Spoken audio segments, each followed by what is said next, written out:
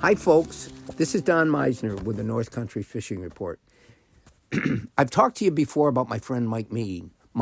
Mike fishes tournaments. He's helped me put together fishing shows that I do.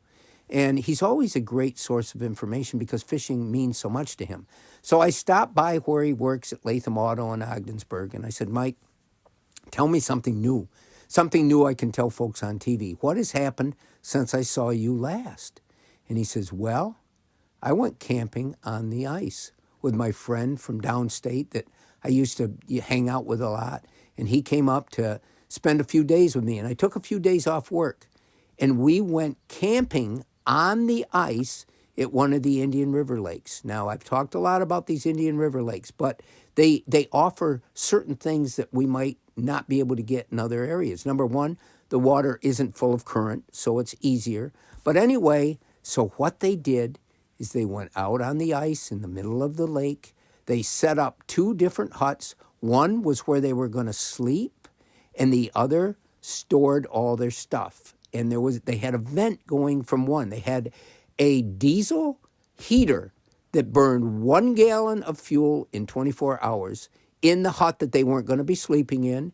And then they ran a vent that went from there across and was able to put warm air inside the hut that they were going to be fishing and sleeping in.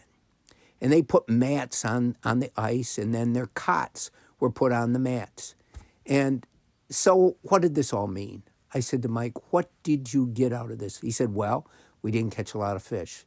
But he said, the peace and the quiet of night in being out there on the ice was something absolutely amazing. And he says, we loved it. I said, did you stay warm? He said, oh, yeah, it stayed 60 degrees inside the hut that we were sleeping in. And he said, the big thing is you got to always be aware of safety. You got to be aware of safety. You got to have the right clothes. You got to protect yourself from hypothermia. You got to have food. But he said it was a fabulous experience. I said, so what were the negatives? He says, well, I got to tell you, we're sound asleep at night. And all of a sudden, these booming cracks woke us up, and it was the ice cracking.